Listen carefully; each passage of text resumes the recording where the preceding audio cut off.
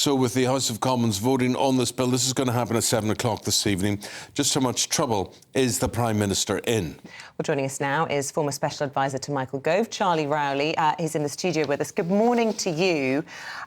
The Prime Minister was at the COVID inquiry all day yesterday. He'll be thrilled that he can actually get down to the nitty-gritty of trying to win over some of those rebels today. What are the numbers involved here? Because there's about, 40 of these right-wingers, but it takes 29 votes to throw off his legislation. I think that's absolutely right. I think it's about 27 vote against or 29 vote against, 57 who could abstain. So we're looking at those ballpark figures. But there are 5 groups, as Mark Francois was saying, of people on the perhaps right wing of the Conservative Party that have all met and brought in their own lawyers who have gone over the emergency legislation that was announced by the Prime Minister and the Home Secretary last week, who feel, as Mark was saying, that the legislation doesn't go far enough. There'll be others on the other side of the Conservative Party wing, the more centrists, the more left, if you will, who think that it is perfectly sound legislation, that it goes further than any other legislation before to help limit migration, and that the government should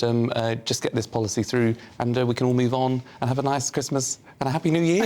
Well, for the House and Lords get their hands on it. But I mean, the fear is, Charlie, they'll get the legislation through and it will be quite toothless at the end of the day, or, that various lawyers will be there able to prey upon the holes within that legislation. That's absolutely right. And look, we've seen the sacking of Suella Braverman, the resignation of Robert Jenrick last week, the immigration minister, who was ultimately going to be responsible for bringing this legislation through, but felt he couldn't. Was it a sacking or was it a resignation from Jenrick? I think he resigned on a point of principle, but he was very close friends with the Prime Minister, so it's obviously something that he's wrestled with for a good while now. But I think, I think the legislation itself, I personally think, does go far enough. Ultimately, it is for ministers to decide, just like the Home Secretary can, withdraw citizenship from somebody. It is a minister that will decide whether somebody is deported or not, over and above the courts.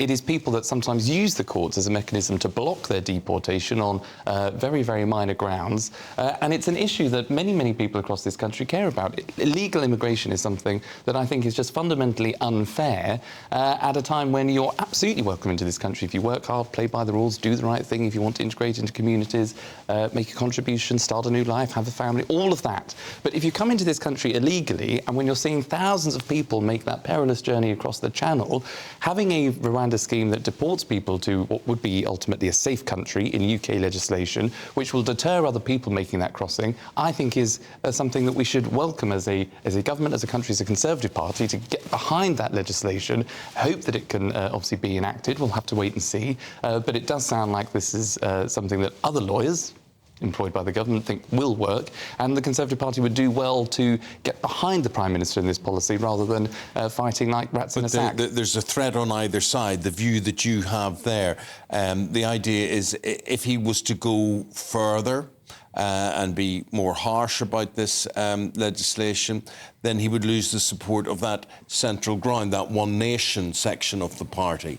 That's absolutely right. And, when you are 13 years into government, when obviously you're slightly behind in the polls, more so than what the Prime Minister, I'm sure, would like to be, the idea that you have a divided party over any issue is always going to cause tension and a bit of nervousness. But when something is so fundamentally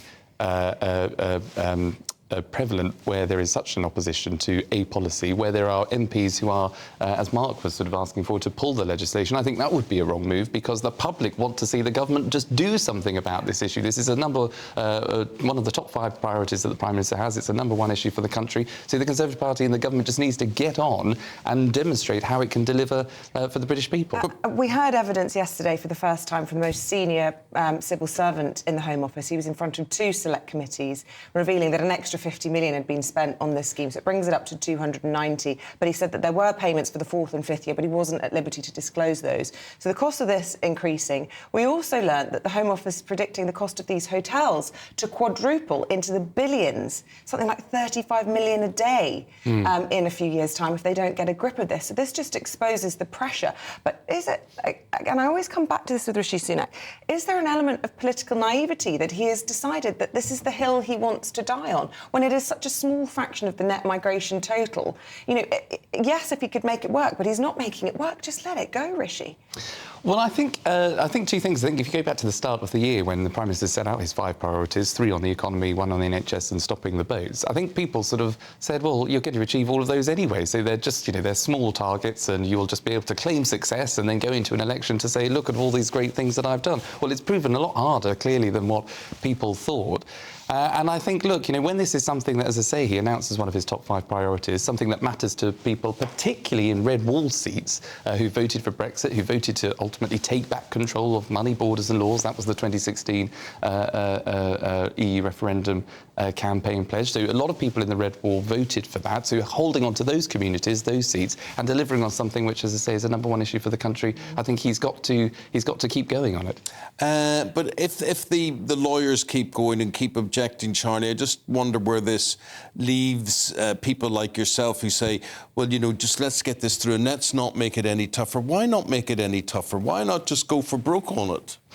Well, I think one of the issues is that if you override all kinds of the European Convention on Human Rights, is what I'm trying to say, and other human rights legislation, then of course the Rwanda government will say, well, actually, no, we don't want to do business with you, the UK government. A repressive regime, a dictatorship telling us that they don't want to do business with us because we pulled out of a human rights treaty. It's quite extraordinary. Well, it's a conversation that's obviously caused a few tensions, I'm sure. But I think ultimately, you know, agreeing the scheme, and look, there are other countries across Europe that are looking at the UK and thinking, oh, maybe we could do something similar. I know Germany were touting something not too dissimilar. So I think if you go too far, then of course you risk your own international standing as the UK if you're breaking international law wholesale or overriding all human rights legislation. There has to obviously be a process by which somebody might be able to appeal if they're deported or if the Home Office allocates somebody for deportation where they shouldn't be. So you have to have those protections in place. But the fundamental thing about these emergency proposals is that they go further than any other Home Secretary, any other Prime Minister before to get on top of illegal migration. Do they go far enough? That is the question we will leave you with today. Final thought, crystal ball, will it go through tonight? I hope so. I think it will. I hope to see. It will squeak through, you think? I think so. I think so. Charlie, stay with us this morning, and you've listened to what Charlie's had to say about where we stand with this bill and whether the government should go tougher on it or not. GBviews@gbnews.com.